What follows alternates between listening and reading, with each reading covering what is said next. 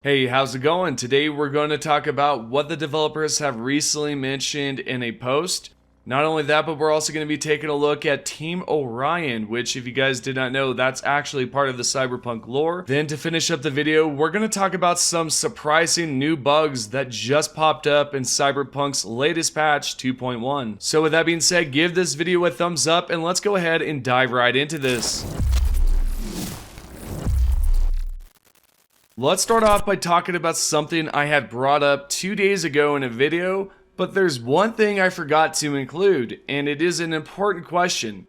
But first, before we get into that, I do want to give credit to Parkit.com. They recently did an interview with CDProjektRed CEO Adam Kaczynski. Now, if you have already watched the video, then this right here is going to be some new information, but if you have yet to watch that video, then I highly recommend doing so. Now, continuing on, this interview was done by Parkit.com as I just mentioned. The interviewer asked Adam Kaczynski about Polaris and whether or not we were going to receive a premiere date soon. So with that being said, you're probably confused and thinking, well, isn't that for Witcher? So how does this relate to Cyberpunk? Well, hold on for a second. The reason why is because Adam had an interesting reply, and this is what he had to say. I'm sure you don't. Generally, when it comes to the dates of the premiere, one of the reflections after the premiere of Cyberpunk is that the dates will be given later rather than earlier. Of course, this does not mean that we will not talk about our titles early enough, because the marketing campaign should be long enough to build a lot of interest in the game. So as you could tell right there, Adam mentions the fact that these trailers will be given out later on, and the reason for that is probably to make it easier on their side. Somewhat stress-free. The only reason why I say stress-free is so that this does not build up some sort of expectation, some players thinking, hey, maybe Cyberpunk's coming out next year, or, 2025, or whenever it's going to be, right? Now, for example, in this situation, it's going to be Witcher 4, but they're also going to do the same thing with Cyberpunk, kind of push it out a bit, not in terms of a release date, but in terms of not releasing something too early to build up expectations, because if you guys did not know, Insomniac was recently hacked. Now, of course, CDProjektRed and Insomniac are two different companies, two different entities, but really, in the end, the reason why I'm bringing this up is because Wolverine, at least to some players, they thought this game was going to be released next year or possibly sometime afterwards, and I guess it was revealed that it would not be released till 2027, somewhere along there. And with that being said, I think what CDProjektRed is going to do is take the more gentle approach here. This way, they do not build up some sort of anticipation or expectation within fans, because honestly, nobody wants to think, hey, Cyberpunk's coming out next year when it's not. And that right there, for example, is what frustrated a lot of people with Insomniac's trailer for Wolverine, because a lot of us were wondering, why would you release something that's not going to be, out till like 2 years later? So yeah, I fully support CDProjektRed on their decision to really hold back on the trailers and premiere dates, because I think this is going to work out a lot better for them. With that information to the side, let's go ahead and move on towards something that's quite interesting. Now, about a year ago, or maybe 2 years now, CDProjektRed actually mentioned the fact that they were working on Cyberpunk 2, which was called Project Orion. The name itself is pretty cool, but what if I were to tell you that this might just be related to something within Cyberpunk's lore? What you can see right here is one of the tabletop games for Cyberpunk, and we're on page 58. What you can see right here at the top, it says Orion, America held hostage, terrorists, psychopaths, disgruntled employees, and the gang boy street scum. They all hunt us relentlessly. You forget to check the door lock one night and your children disappear. You trust the security at an expensive hotel and the maid kidnaps your top particle physicist. Who can you call when the specter of corporate kidnapping and terrorist extortion threatens your family or business? Call us, Orion, the hunters. We use the most talented people in the extraction business to do the job right in any kind of hostage rescue situation. Founder Orion Hunter is a decorated veteran of SOG Panama and has served in over 20 successful extractions and hostage rescue missions. Shortly after Hunter's retirement, MA&F Corporate Director Howard Merrill was trapped in his home by a group of infamous Iron Sight street gang. Assembling a dedicated team of experienced solos, hunters swiftly accomplished the rescue with minimal loss of life. That team has become the core group that has evolved into Orion's elite cadre of experts, a team that we can put to work for you. Alright, so what I'm gonna do right here is cut it off for just a brief second because I do want to bring up a few things. I have a good feeling that we're going to receive Orion as the new corporation.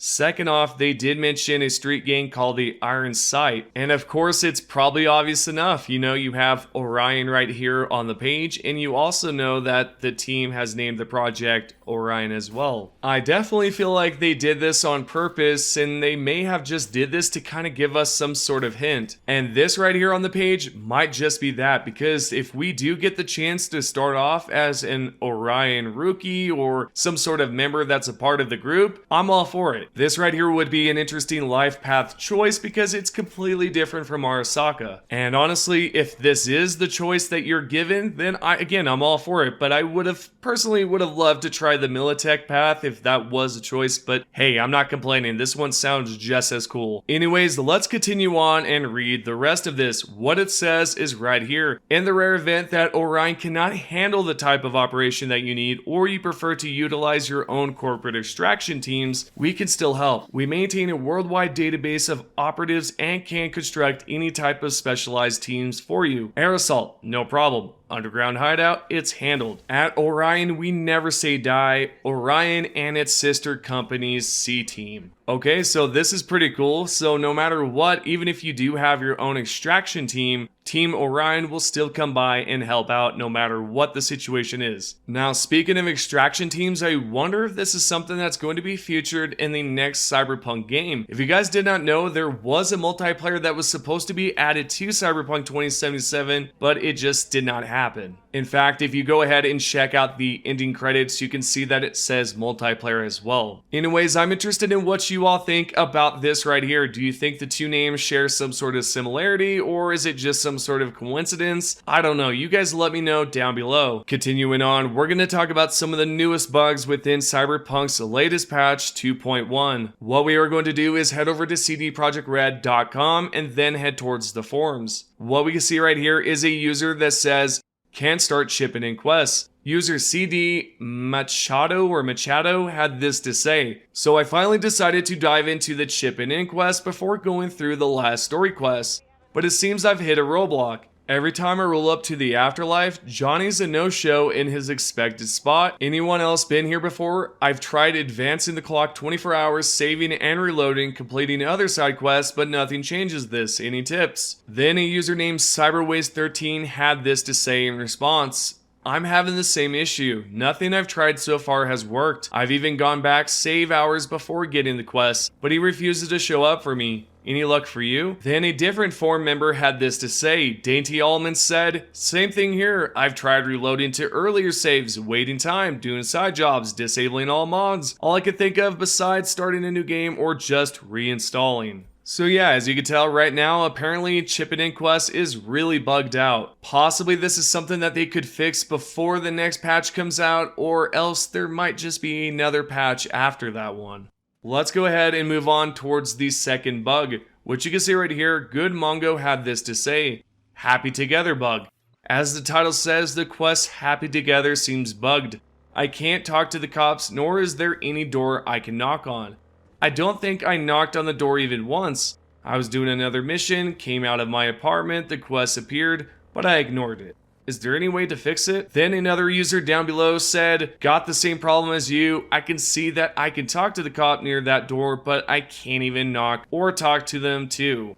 Then another user by the name of Takade said this right here. This quest is also bugged later on. Once you have knocked on the door and followed the quest, you later have to talk to the two cops again, but never show up in the area you are directed to. So as for this quest right here, it's kind of minimal, right? It's nothing like it's a part of a story quest or anything like that, but if you're a completionist, you're probably bothered by it. So I completely understand, and hopefully this is something that will be fixed next patch. Moving on towards the final and last bug right here, which is by a username XD01Excel. What you can see right here is it says stash wall weapons bug in patch 2.1.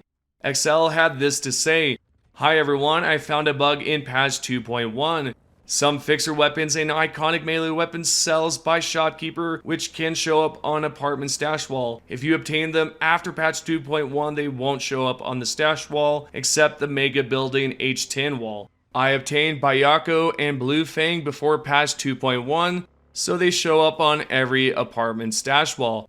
But I obtained Seraph, Bloody Maria, and Headhunter after patch 2.1, and they don't show up on all apartment stash wall except H10 one. Is there anyone got the same problem?"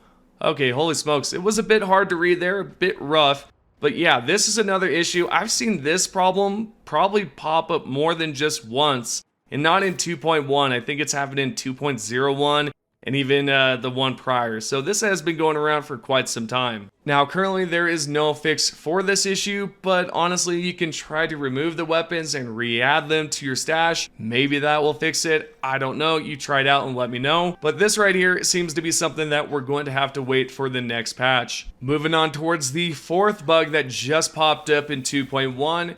Right here you can see Iraq 51188 had this to say, "I really want to stay at your house bug, cannot leave area. I initiated the quest, I really want to stay at your house in the mega building apartment and I cannot leave the area to end the quest. As I leave, the object area stops and it becomes an icon. The quest won't mark as completed now." Then a user by the name of 80XXS had this to say, "You ever solved this? I still have the same bug." This right here sucks because if you would like to rinse and repeat that same quest, which is "I really want to stay at your house," you cannot do so because it's not completed. And now, last but not least, we're going to take a look at number 5, the last and final bug, which you can see right here on the screen.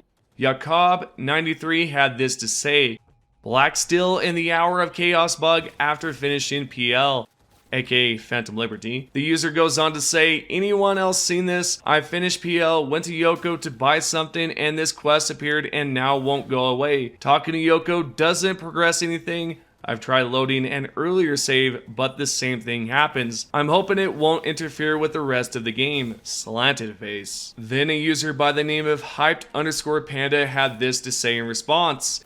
"Yes, had the same thing happen after finishing the Songbird storyline and crafting the Blackwall gun next to Yoko." Then another user by the name of the Dark Tower 91 had this to say in response to all of it. "Same problem here, but I found a solution. Go to Yoko's shop before answering the IA's text. If you read it and answer it in the Yoko shop, the Black Still in the Hour of Chaos mission does not start. You're welcome." And well, there you go. If you have been experiencing that bug specifically, hopefully it helps. If you guys have any questions, comment down below. I will be answering the questions within the first hour or two. With that being said, thank you guys so much for the support, and I will see you all in the next video.